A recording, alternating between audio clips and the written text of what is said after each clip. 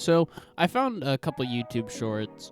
One of them was about the Mr. Beastification of YouTube, and that's kind of undeniable. You know, he's a very prolific creator, and he's become one of the biggest, or actually, I think the biggest on the site now. So congratulations to him on that. But then I found another video shortly thereafter of some drama that Jacksepticeye had with him. And then I really got to thinking about if this was back in like 2017, 2016, post addpocalypse, I wonder what this drama would have looked like then, you know? These creators hadn't matured as much, and they were more welcome to swear and say edgier, raunchier things to each other. I feel like it would have blown up a lot more and been a little less mundane. It's not a bad thing that I didn't get, like, all this attention and everyone was fucking shitting bricks over it, you know? That's not a bad thing that they just moved past it. You know, it shows their maturity over the years, but it's still, even if, you know, say the addpocalypse never happened and it took place today, you know, I feel like it could have blown up more as neither creator would have needed to censor themselves as much. You know, I feel like some insults could have been thrown, some swear words, you know, a little bit of controversial statements up from both sides. You know, and then after that, you know, Keemstar would shit himself, Scarce will shit himself over it, and I'll shit myself over it, you know. Everyone will shit themselves over it, and then we'll be done. We'll clean up our panties and move on to the next bit of drama. Which leads me into the meat of this video, you know. I have two things to talk about here. Trying to grow a channel in this kid-friendly wasteland, post-addpocalypse, and just the current state of affairs with YouTube, what the site looks like now, the way things are with the site. Very few creators can get away with making content like what Moist Critical does. You know, it's pretty hard to be edgy on YouTube now, and that's been a thing ever since the addpocalypse. I feel like when it comes down to it, though, it really wasn't completely on YouTube's fault. It was the companies, you know, for pulling their ads and not understanding the context of the joke that PewDiePie's video was at that moment, and just overall caring so much about image and money that they cut from the site, you know. They completely disregarded the fact that even if they never cut from the site, like, no one's going to see your Pepsi ad on YouTube and stop buying your product. Nobody gives a shit, you know. I think they cut themselves out of a lot of profit doing that, you know? No one was going to stop buying Pepsi, you know, just because their ad appeared on a PewDiePie video. You know, and that's where controversy after controversy with YouTube would start to begin.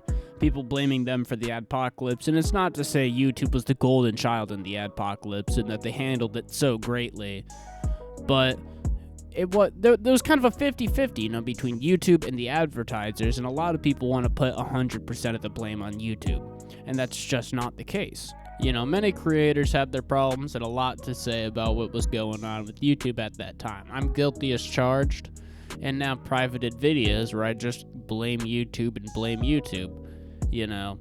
And it's not to say I haven't had my fair share of problems with YouTube, you know. I've been terminated before and had to rebuild my channel, but at the same time, it's not like YouTube had a sit-down, one-on-one conversation with Pepsi and was like, yeah, you guys need to pull your ads from our site because of so-and-so situation and these creators.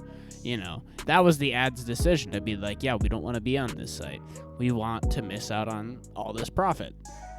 You know, I feel like channels that were so big and profitable back in the day have either been forgotten or have just dropped off the face of the earth or have changed their content entirely, completely taking a new route for videos, you know, in order to either make ends meet or just, you know, they don't want to make commentary anymore.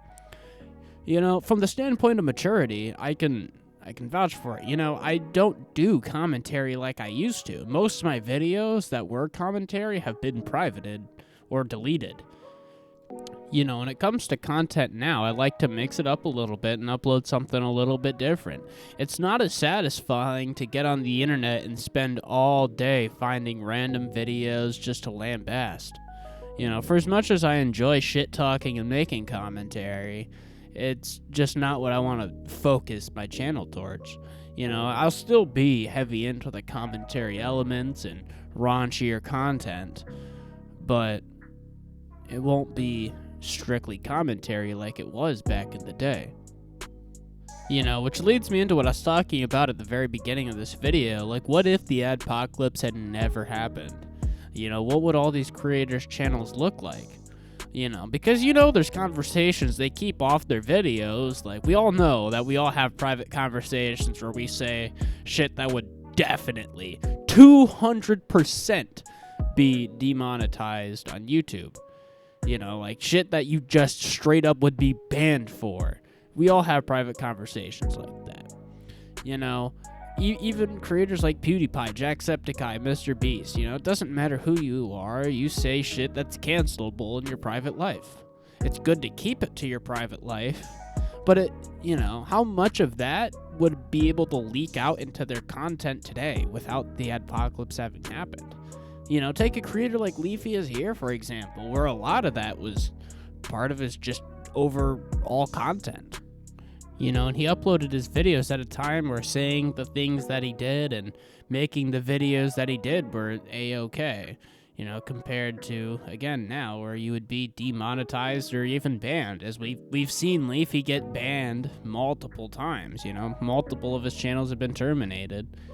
And ever since then, YouTube has censored channels like mine that basically don't really follow that same rule for monetization or family-friendly, nice content.